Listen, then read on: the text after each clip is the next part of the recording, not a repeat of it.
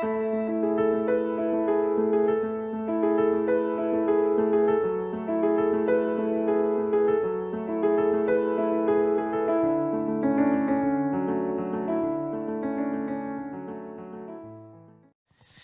하나님의 말씀 로마서 2장 4절 5절 함께 받들겠습니다. 혹 내가 하나님의 인자하심이 너를 인도하여 회개하게 하심을 알지 못하여 그 인자하심과 용납하심과 길이 참으심이 풍성함을 멸시하느냐. 다만 내 고집과 회개하지 아니한 마음을 따라 진노의 날 곧 하나님의 의로우신 심판이 나타나는 그날의 말 진노를 내게 쌓는도다. 아멘. 네, 대림절 첫째 주일을 우리가 맞아서 함께 예배하고 있는데, 대림절이라고 하는 것은 주님의 다시 이 세상에 재림하실 그분을 기다리는 그런 마음으로 지내는 어간을 대림절 기간으로 우리가 성서력으로 그렇게 지켜가고 있습니다. 그러니까 주님 다시 오실 그날을 생각한다면 우리가 무엇을 준비해야 될까? 가장 중요한 문제 중에 하나는 주님이 원하시는 심령이 되어야 되겠죠. 주님이 처음 오셔서 말씀하셨던 것도 세례 요한을 통해서 말씀하신 것이 회개하라 천국이 가까이 왔느니라 말씀하시면서 회개가 필요한 것을 말씀하셨는데, 우리의 심령이 주님 다시 오실 그날 언제가 될지 모르지만 언제라도 기꺼이 마라나타 외치며 환영할 수 있을 그러한 준비가 우리에게 되어 있어야 될 것입니다. 창세기에 보면 첫 번째 등장하는 인물들 가운데 가인과 아벨이 있죠. 근데 이때 이제 가인과 아벨이 각각 하나님 앞에 제사를 드리는데, 하나님께서는 아벨과 아벨의 제사는 받으셨는데 가인과 가인의 제사는 받아들이지 않으셨습니다. 그러자 가인이 화가 막 뻗치는 거예요. 그래서 이 분노를 조절하지 못한 가운데 이 동생을 너무너무 미워하면서 어느 날 기회를 잡아서 돌을 들어 동생을 쳐서 죽여버립니다. 무섭죠? 그러니까 인간의 시기심이라고 하는 게 얼마나 무서운지 몰라요. 나는 사랑받지 못하고 있다고 생각하는 이 시기심, 질투, 오해, 여기서 비롯된 것이죠. 이로 인해서 사람을 죽여버립니다. 그것도 자기 동생을 돌로 쳐서. 그러자 어느 날 주님께서 찾아오셨어요. 가인아, 네 아우 아벨이 어디 있니? 묻습니다. 그때 가인이 대답한 것이 무엇입니까? 뭐 내가 내 아우를 지키는 사람입니까? 왜 나한테 찾으세요? 이런 거예요. 그러니까 자기 죄에 대해서 회개하지 못하고 자기 죄를 정당화하는 이런 삶을 영어로 카이니즘이라고 그래요. 가인주의, 카이니즘. 그러니까 아무리 하나님이 찾아와서 깨닫게 하려고 해도 돌이키지 않고 버팅기는 것. 내가 뭐 괜히 그랬나? 이런 마음과 태도를 가지고 살아가는 것. 이게 카이니즘입니다. 여러분, 인간이 바로 이렇게 자기의 죄를 정당화시키기 위한 다양한 방법을 가지고 자기를 포장하죠. 난 아무런 죄가 없다. 혹은 내가 괜히 그랬겠냐. 이런 태도를 취하면서 살아가는 경우가 참 많습니다. 로마서 1장 21절은 이 사실에 대해서 우리로 하여금 생각하게 만들죠. 같이 읽어볼까요? 하나님을 알되 하나님을 영화롭게도 아니하며 감사하지도 아니하고 오히려 그 생각이 허망하여지며 미련한 마음이 어두워졌나니. 21절 이하에 쭉 보면 인간이 그렇게 미련한 마음으로 영적인 상태가 어두워지면서 어떻게 살아가는가 쭉 보여주고 있거든요. 스스로 지혜롭게 여겨요. 그리고 정작 어리석어집니다. 그래서 어떻게 하느냐? 하나님의 영광을 썩어질 사람과 짐승의 영광과 바꿔버립니다. 그래서 하나님 대신 다른 것을 섬기며 숭배해요. 그러니까 창조주 하나님을 경배하며 살아야 되는데 조물주 하나님이 아닌 피조물을 경배하며 살아가는 이 어리석음으로 살아갑니다. 그게 인간이라는 거예요. 여러분, 로마서 1장 28절에 그래서 뭐라고 말합니까? 같이 읽어보면, 또한 그들이 마음에 하나님 두기를 싫어하며 하나님께서 그들을 그 상실한 마음대로 내버려 두사 합당하지 못한 일을 하게 하셨으니, 그냥 마음대로 살도록 내버려 두었다는 것입니다. 하나님의 뜻에 대한 정확한 이런 지혜와 지식을 가지고 주님 앞에 돌이켜야 되는데도 불구하고 그러지 않고 계속 거절하며 사니까 결국은 하나님이 내버려 두기로 작정한 거예요. 그래서 온갖 죄를 다 범합니다. 불의, 추악, 탐욕, 악의가 가득하고 시기, 살인, 분쟁, 악독이 가득하고 수근수근하고 비방하고 하나님께서 미워하는 자요, 능욕하는 자요, 교만한 자요, 자랑하는 자요, 악을 도모하는 자요, 부모를 거역하는 자요, 우매한 자요, 배약하는 자요, 무정한 자요, 무자비한 자라. 이런 죄들을 쭉 범하는 거예요. 일일이 다 나열하지 않죠. 그러면서 여러분 32절이에요. 같이 읽어봅니다. 그들이 이 같은 일을 행하는 자는 사형에 해당하다고 하나님께서 정하심을 알고도 자기들만 행할 뿐 아니라 또한 그런 일을 행하는 자들 옳다 하느니라. 야, 괜찮아. 이렇게 사는 거야. 이게 옳아. 라고 말하는 거예요. 이제 흔히 사춘기 때 특히 남자아이들이 야, 너 한 대 피워봐. 괜찮아. 너 어린애라 못 피우는 거야. 어른은 담배를 피울 줄 아는 거야. 피워봐 한 대. 제가요 선거하는 날 여기 고등학교 가가지고 깜짝 놀랐어요. 고등학교 계단 올라가서 이제 선거하는 그 투표 용지가 있는 그곳을 올라가야 되는데 계단마다 계속 담배 이야기야. 1층 계단도 2층 계단도 3층 계단도 다 내가 일부러 올라가 봤어요. 끝까지 담배 이야기야. 그러니까 애들이 얼마나 담배에 찌들어 사는가를 알 수가 있어요. 여러분 그거 뭐 이상하게 담배 이야기처럼 들리네. 담배를 이야기하는 것이 아니라 참 좋지 않은 일을 하는데 어떻게 합니까? 사람들이 자기만 행하는 게 아니에요. 불의한 일을 하고 추악한 일을 하고 비방하고 거역하고 배약하고 시기하고 우둔하게 살아가면서 심지어 사람을 죽이기까지도 하는데 어떻게 하느냐? 자기 정당해요. 네. 문제 없어요. 그리고 너도 해보라고 합니다. 소위 물귀신 작전을 쓴다니까요. 절대로 사람은 나쁜 일 하면서 혼자 하지 않습니다. 누군가를 데리고 합니다. 왜냐하면 그 사람 속에서 역사하는 악한 영이 한 사람만 그렇게 죽이려고 하지 않거든요. 마귀는요, 한 사람을 죄 가운데 타락시키고 저주받게 해서 모든 그와 관련된 사람들을 온통 묶어서 싸잡아 죽이고자 하는 것이 마귀의 전략 가운데 하나입니다. 그래서 반드시 주변에 그렇게 끌려가는 사람들이 있게 만들어요. 근데 그것이 옳다고 여기게 만든다는 것이죠. 분명 그것은 죽음이야, 사형에 해당돼. 그럼에도 불구하고 그렇게 한다는 사실입니다. 여러분 사실 회개의 촉구 없이 하나님의 사랑만 전한다. 그것은 복음이 아닙니다. 1912년에 윌리엄 부스, 그러니까 구세군의 창설자죠. 이제 구세군 냄비가 이제 등장할 텐데 구세군의 창설자인 윌리엄 부스가 이런 말을 했습니다. 다음 세대의 기독교 교육의 위기는 회개 없는 천국, 거듭남 없는 구원, 성령 없는 교회, 지옥 없는 천국을 말하고 있는 것이다 라고 했습니다. 여러분 지옥이 있습니다.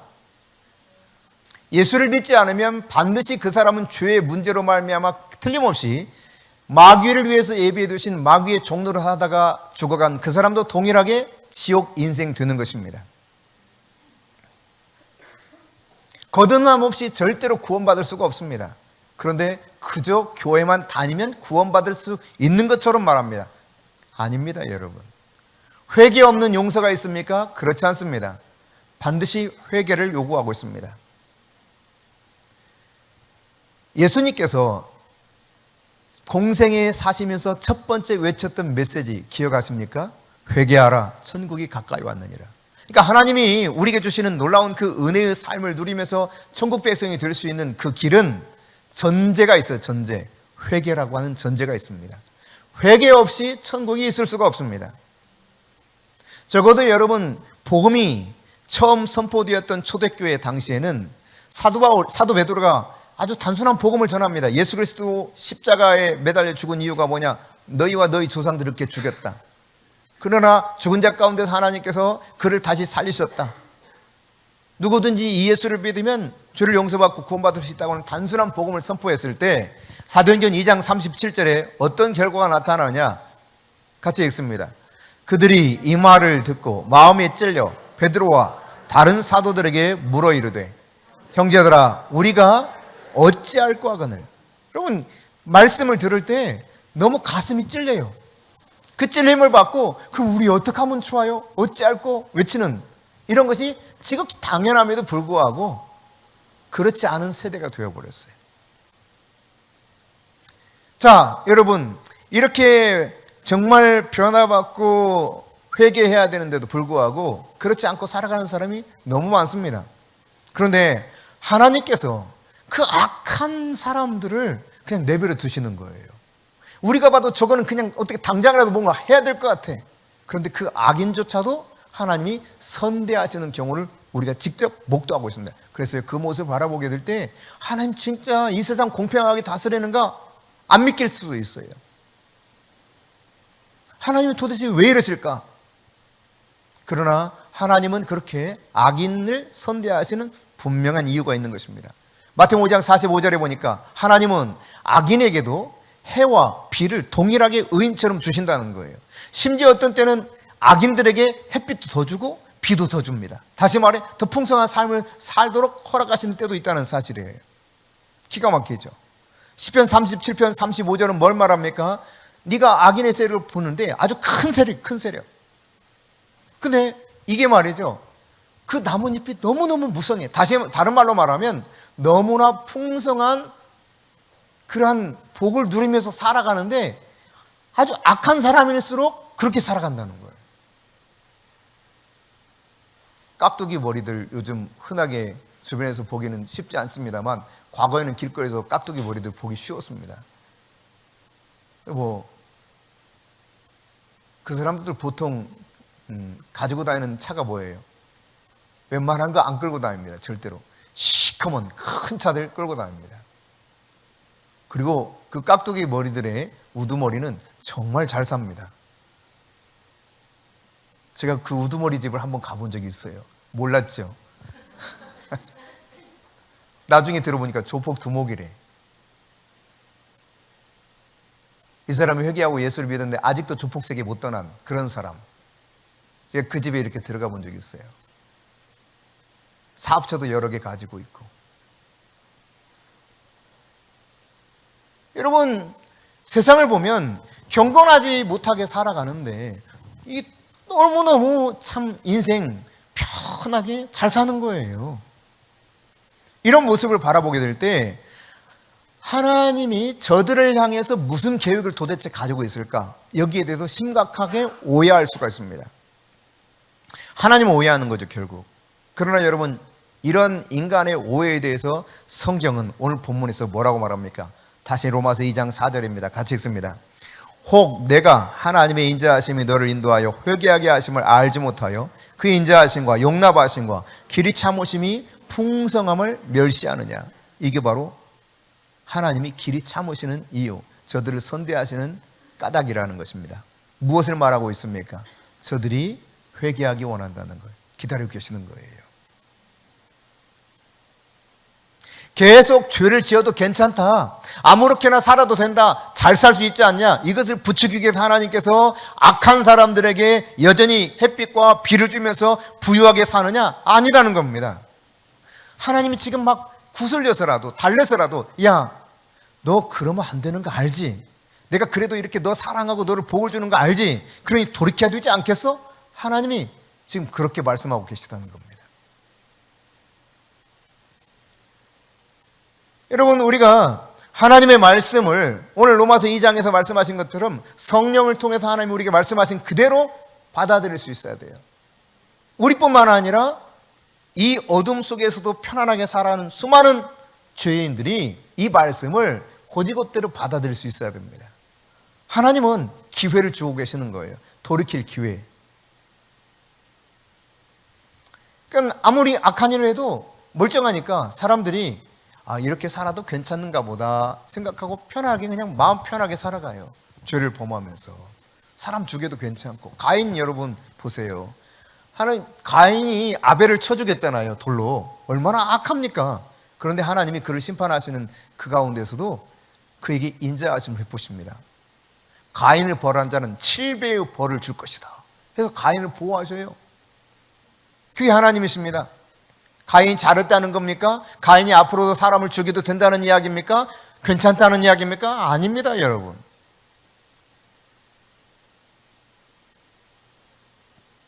하나님께서는 회개로 이끌기 위해서 죄인들에게 하나님이 아낌없이 베풀어 주시는 거예요. 하나님이 끊임없이 인자하심을 보여주시는 것입니다. 그 징표가 세계 도처의 삶의 모든 곳에 도사리어 있습니다.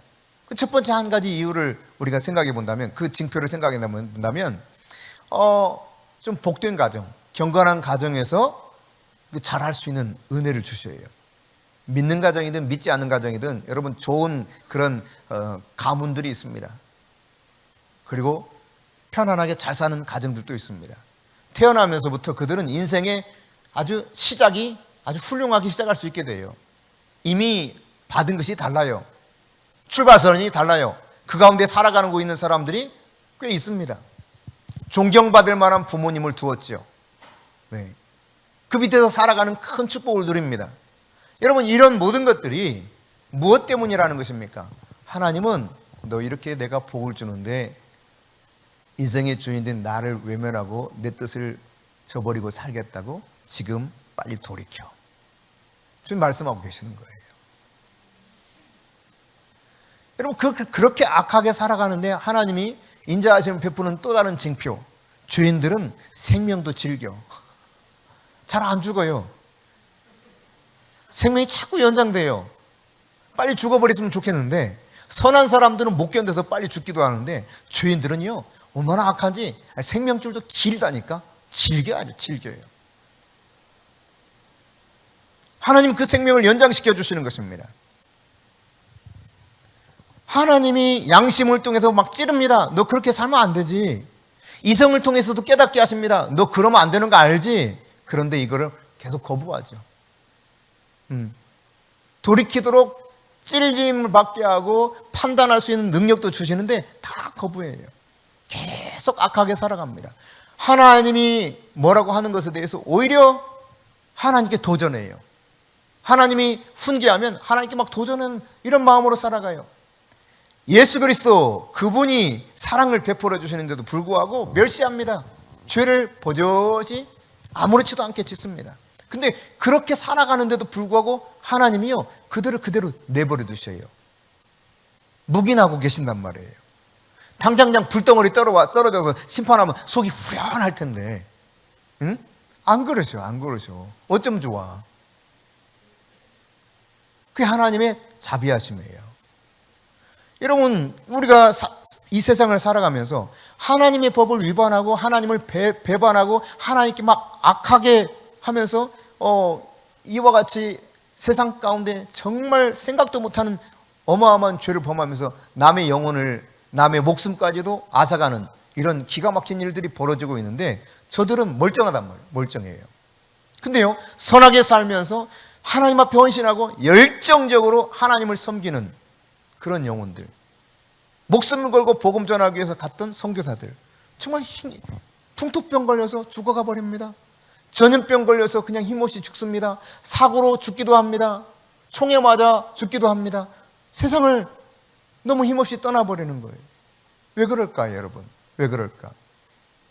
경건한 성도들은 단명하는데 악한 인간들은 오래오래 살아요. 왜 그렇다는 것입니까? 로마서 2장 4절입니다. 다시 읽습니다.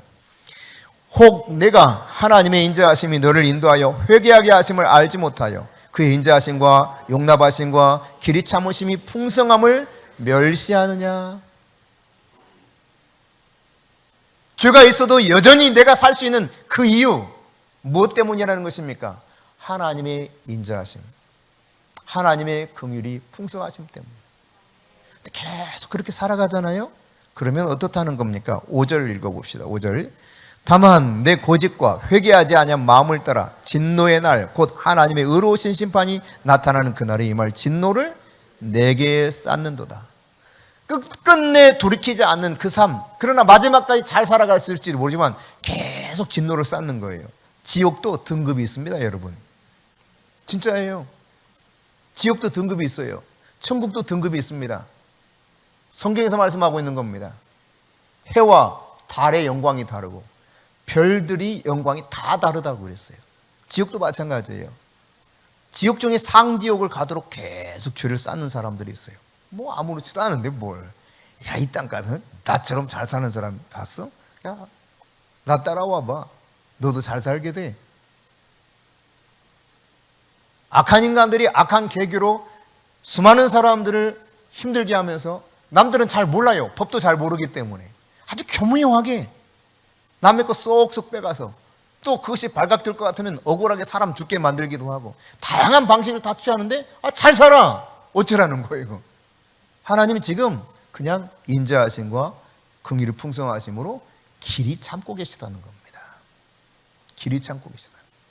그리고 스스로는 마지막 때까지 진노의 날까지 저들이 깨닫지 못하면 스스로 자기에게 임할 진노를 쌓아가고 있다.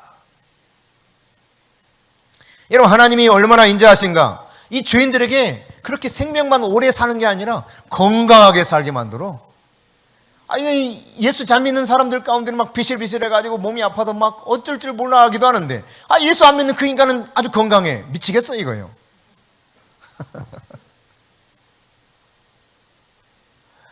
여러분, 남의 자식 혹시 좀 문제 있으면 막 매를 들고 체벌해요?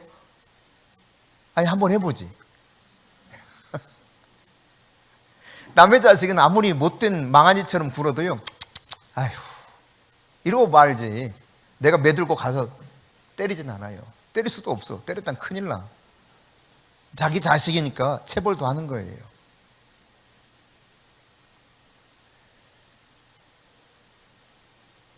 저하고 같이 이렇게 지내면서 초창기 개척에서 함께 사역자로서 살았던 사람들을 제외하고는 다 시간을 가장 많이 쏟았던 사람이 누굴까? 단연코 원아원입니다.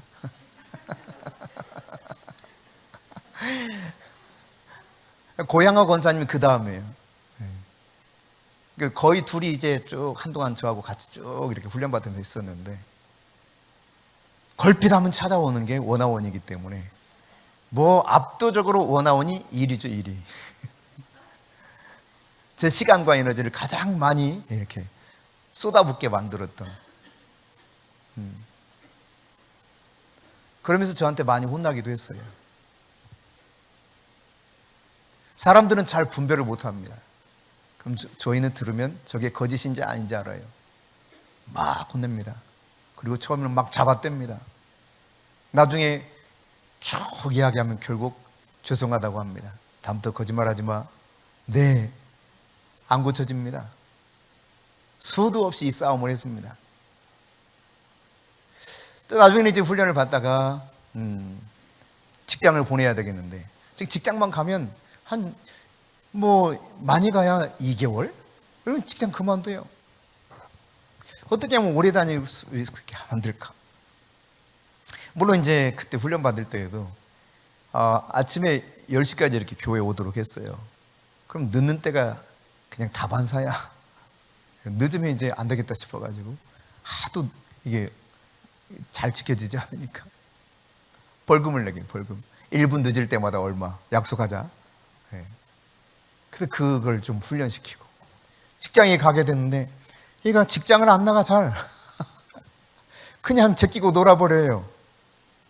그래서 직장을 어떻게 하면 가게 할까 해서 너 직장에 나가가지고 사진 찍어서 보내. 그 사진으로 출석을 제가 확인합니다. 오늘 갔구나. 근데 이 직장만 나갔다 오면 뭐해? 가서 활동을 해야 돼. 직업 자체가 그러니까. 다시 말해 가서 뭔가 세일을 해야 된단 말이에요. 안 해, 또 놀아.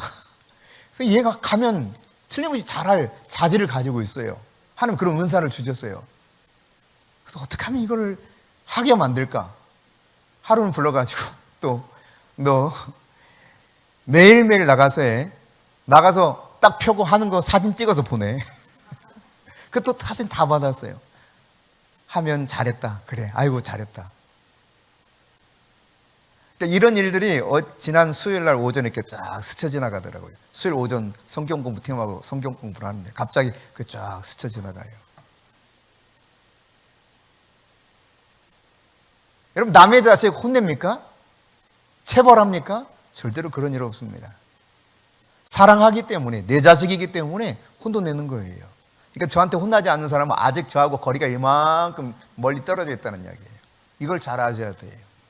그리고 아직은 그것을 받아들일 만한, 수용할 만한 그런 사람이 아직 못 됐어.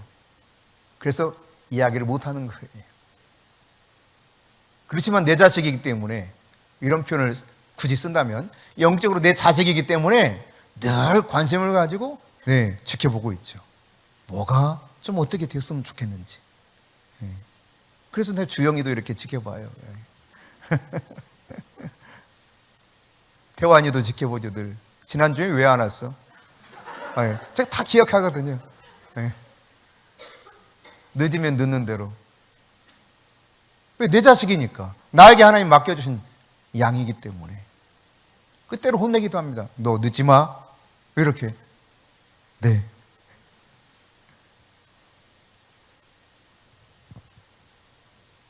여러분, 하나님이 악인들에 대해서는 내버려 두신다니까요. 그냥 건강하게 오래 살아도 아무런 문제 없게 내버려 둬요. 근데 선인들, 주님의 자녀들에게는 때로 채찍을 드셔요. 왜? 사랑하기 때문에. 그러니까 우리가 하나님을 오해해서는 안 돼요. 여러분, 죄인들이 그렇게 건강하게 살 뿐만 아니라 너무 잘 돼. 하는 일마다, 손대는 일마다 잘 돼. 이거 환장하겠는 거예요. 그러나 여러분, 하나님이 그렇게 저들에게 모든 축복을 주신다는 사실을 저들이 안다면 지금이라도 돌이켜서 주님 앞에 회개하고 용서를 구하고 예수를 그 인생의 주인으로 모셔드리는 삶을 살아야 되는 것이죠. 그게 마땅하지 않겠습니까? 주님은 회개의 열매를 요구하십니다. 회개에 합당한 열매를 요구하세요. 아직 회개하지 않은 죄인을 하나님께서 그냥 강제로 목덜미 탁 잡고 일로 와 끌고 가가지고 회개 연못 속에 풍덩 빠뜨려서 너 거기서 회개하지 않으면 못 나와 죽어 이러십니까? 안 그렇다니까요. 가인을 그냥 내버려뒀어요. 오히려 가인을 해칠 사람이 있을까봐 가인이 두려워하니까 가인에게 표를 줘가지고 그를 건드리지 못하도록 내가 가인을 손대는 자 7배 벌을 줄 거야. 이렇게 하나님이 말씀하시는 이유가 뭐냐 이 말이에요. 가룟 유다 예수님 팔아넘겼습니다. 그러나 가룟 유다를 강제로 회개시키지 않았습니다. 그가 깨닫도록까지 도와줬는데도 불구하고 회개하지 못하고 그냥 자기가 스스로 자살하고 자기 인생을 마무리해버립니다. 얼마나 어리석습니까? 하나님은 여러분 우리를 강제로 뭘 시키는 게 아니에요. 우리 스스로 깨닫도록 계속 기회를 주시는 거예요. 다양한 방편으로 우리에게 찾아오시죠. 때로는 매를 들기도 하십니다. 우리를 너무 사랑하시기 때문에. 여러분 계속 채찍 맞아야 정신 차리는 사람이 있다면 그 사람처럼 불쌍한 사람이 어디 있어요? 채찍 맞을 때만 잠깐 정신 차렸다가 또 그랬다가 참 불쌍한 인간이죠. 정말 비참한 영혼이죠. 여러분 무서운 전염병으로 많은 사람이 죽어갔습니다. 하나님께서 우리 생명을 지켜주셨습니다. 감사하죠. 그렇게 은혜를 베풀어 주시고 복을 주셨다면 하나님 앞에 그 인자하심 앞에 어떤 반응을 보여야 되겠습니까? 그런데 이 놀라운 수많은 은혜와 사랑을 힘입어 살아가는 백성들이 어떤 반응을 주로 보이느냐? 당신의 보답이 뭐냐 이 말이에요. 하나님께 걸핏하면 이런저런 핑계로 예배를 드리지 않습니다. 오늘은 이런 이유 때문에 내일은 저런 이유 때문에. 어떤 경우에는 교회와 성도를 비난하고 조롱합니다. 욕을 합니다. 그것이 하나님이 자신에게 지금 은혜를 베풀어 주신 그가 그렇게 하나님께 보답하는 삶인 거예요. 만약 이런 삶을 살고 있다면 얼마나 하나님의 입장에서 답답하고 안타까운 일이겠어요. 여러분 짐승 수준으로 떨어지지 않아야 될 거 아니에요. 짐승처럼 사는 것도 못하고 짐승 수준 이하로 떨어지진 않아야 될 거 아니에요. 여러분 짐승도 자기에게 선하게 대한 존재에 대해서 선하게 대합니다. 우리 그 동화에 은혜 갚은 까치 뭐 이런 거 있잖아요. 그건 좀 너무 지나치다라고 생각할지 모르는데 짐승들의 세계를 보세요. 동물의 세계. 자기들에게 은혜를 베푼 존재에게 자기들도 선으로 보답하는 것을 흔히 볼 수 있습니다. 선을 악으로 갚는 존재 누구냐? 마귀밖에 없어요. 그리고 마귀의 종로를 타는 인간들밖에 없어요. 짐승 수준의 이하, 짐승보다 못한 그러한 삶을 살아가는 것이죠. 여러분 깨달아야 됩니다. 그러므로 여러분이 계속해서 죄를 지으면서 그럼에도 불구하고 하나님의 인자하심과 선하심과 긍휼하심을 풍성하게 잊고 있다면 하나님께로 속히 돌이켜야 되는 것입니다.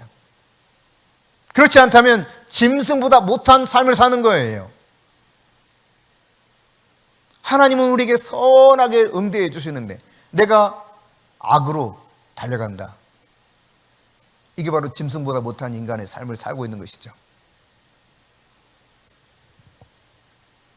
그러나 여러분, 우리가 하나님의 인자하심과 긍휼하심을 깨닫고 상한 심령을 가지고 죄를 용서받기 원하며 주님 품으로 달려가면 주님은 너무도 신속하게 즉시 우리의 죄를 용서해 주십니다. 말같이 씻어 주십니다.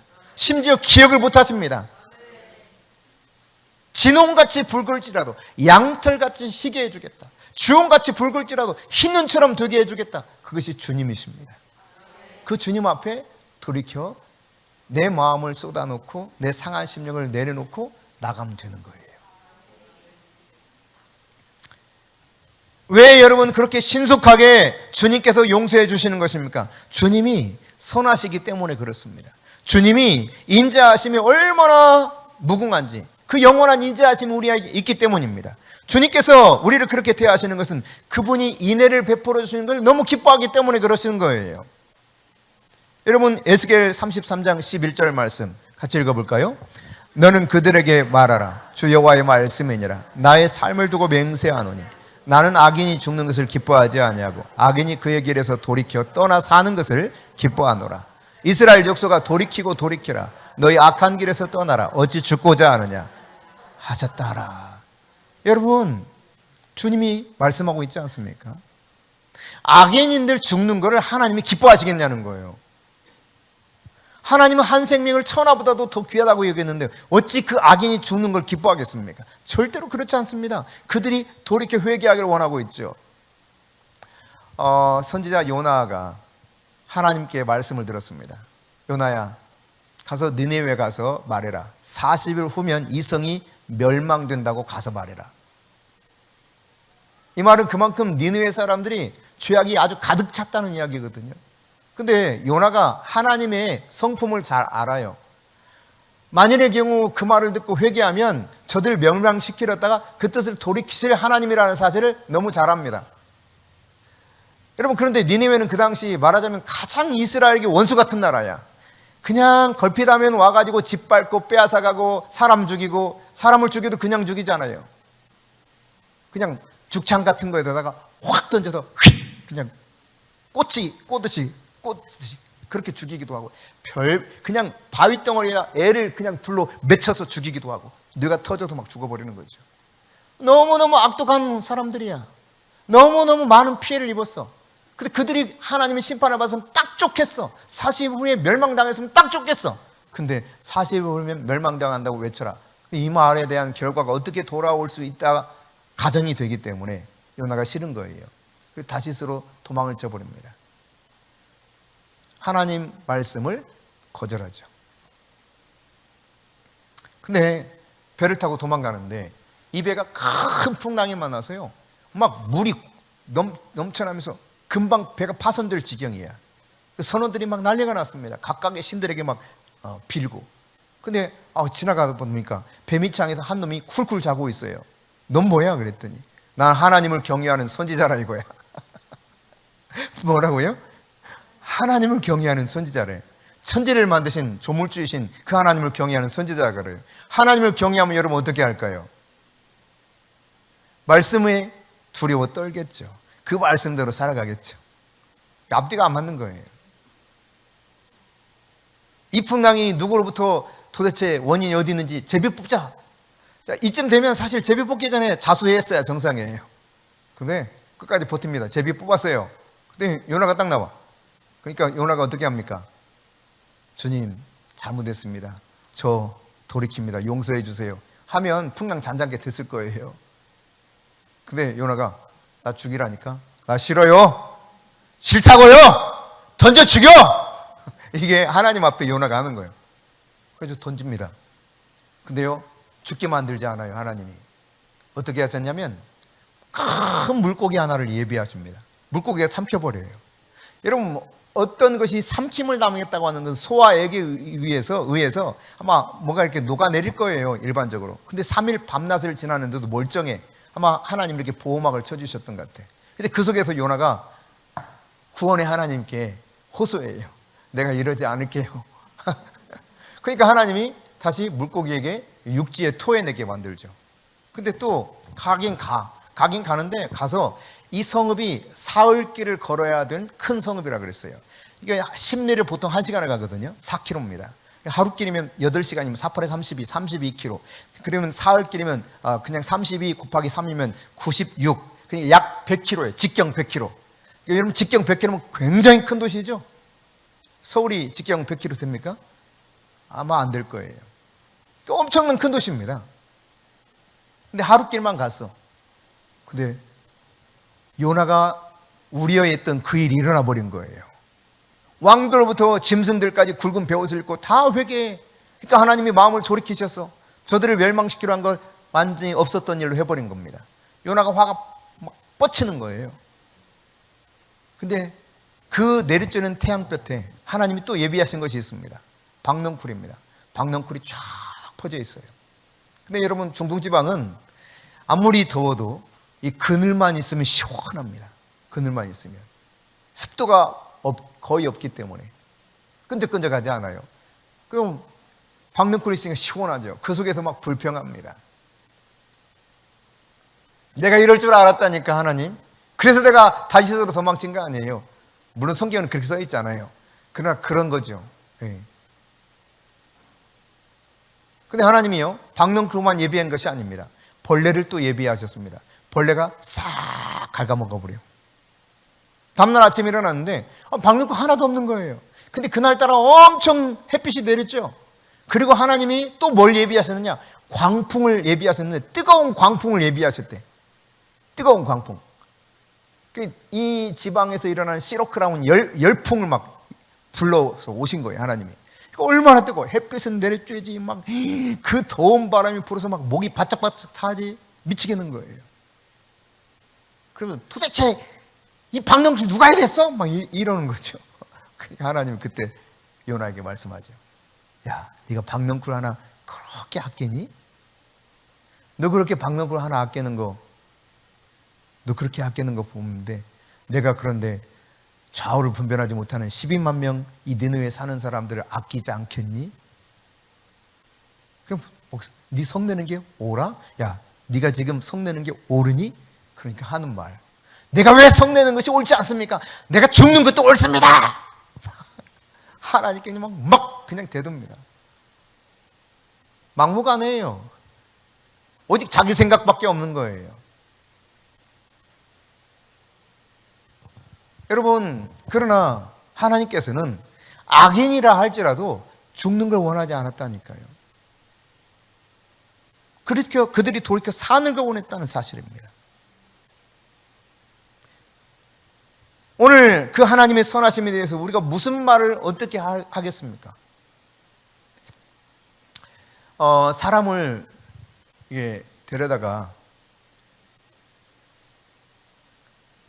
노예로 팔아버리는 사람, 그래서 엄청난 부를 획득한 사람, 그 중에 한 사람이 존 뉴턴입니다. 그는 노예 선박의 선장이었습니다.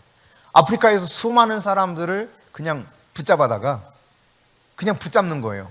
붙잡아다가 노예로 팔아버려요. 얼마나 악해요. 돈 잘 벌고 살아요. 그런데 이 사람이 열병에 수차례 걸립니다. 그러니까 아프리카 열병에 걸려 죽은 사람이 정말 많습니다. 근데 수차례 그 열병에 걸리는데도 불구하고 멀쩡히 살아있어. 다시 회복돼가지고. 또 이렇게 바다를 왔다 갔다 하면서, 배를 타고 왔다 갔다 하면서 배가 파손돼 버려. 풍랑이 얼마나 심한지. 그래서 정말 많은 사람이 죽었습니다. 근데 이 인간은 안 죽어. 안 죽어요. 살아남아요. 아니, 저 인간이 죽어야 되는데 그 불쌍한 노예들이 빠져 죽기도 하는데 이 인간은 안 죽는단 말이에요. 살아나요. 왜 하나님께서 그러면 이 존 뉴턴이라고 하는 이 악한 인간을 살리셨을까요? 그를 향한 하나님의 뜻이 있었기 때문입니다. 그는 훗날 목사가 되어서 말씀을 전하죠. 나 같은 죄인 살리신 주 은혜 놀라워. 그 찬송 작사자가 바로 존 뉴턴이에요. 이전에는 내가 눈 멀었던 맹인 같았으나 이제는 눈을 뜨게 됐다는 것입니다. 그리스도 예수 안에서 변화를 입게 된 것입니다. 그 하나님의 목적대로 살기 위해서 하나님이 계속 인자를 베풀어 주신 거예요. 긍휼을 베풀어 주신 거예요. 언제나 저 존 뉴턴이 깨닫고 돌이킬까? 오늘 우리에게도 왜 하나님이 길이 잡으시느냐? 깨닫도록 하기 위함인 것입니다. 돌이키도록 하기 위함인 것입니다. 하나님의 뜻대로 살도록 변화시키기 위함이에요. 오늘 대림절 첫째 주일 예배를 드릴 때 주님 그 오실 날 내가 주님 앞에 걸어가신 주님 앞에 당당히 서기 위해서는 내 영혼이 거룩한 영혼으로 정결한 영혼으로 변화를 받아야 되는 것이죠. 오늘 여러분 주님의 의도를 잘 이해할 수 있기를 바랍니다. 에레미야서 3장 14절입니다. 같이 읽습니다. 여호와의 말씀이니라 배역한 자식들아 돌아오라 나는 너희 남편임이라. 참 놀라운 고백이죠. 내가 너를 신부 삼았다는 겁니다. 배역한 이놈들아. 이런 거예요 여러분. 결혼했는데 이 신부가 맨날 도망쳐서 이 남자 저 남자하고 살아요. 근데 돌아오라고 그래. 돌아오라고. 그게 하나님이라는 거예요. 지금 하나님 그 말씀하시는 거예요. 배역했다 이 말은 약속을 깨뜨리고 다른 데 가버렸다는 이야기입니다. 혼인서약을 했습니다. 야 내가 네 남편이잖아. 돌아와 이런 거예요. 내 남편에게 돌아와야 될 거 아니야. 내 뜻대로 살아야 될 거 아니야. 나하고 약속했던 대로 살아야 될 거 아니야. 그게 진짜 행복인데 이게 지금 이렇게 살아가는 모습을 띄고 있는 배역한 사람들을 향해서 하나님이 선포하시는 말씀입니다. 나는 너희 남편 됨이니라. 이사야 선지자를 통해서 하나님 말씀합니다. 같이 읽습니다. 여호와께서 말씀하시되 오라 우리가 서로 변론하자. 너희 죄가 주홍 같을지라도 눈과 같이 희어질 것이요 진홍같이 붉을지라도 양털같이 희게 되리라.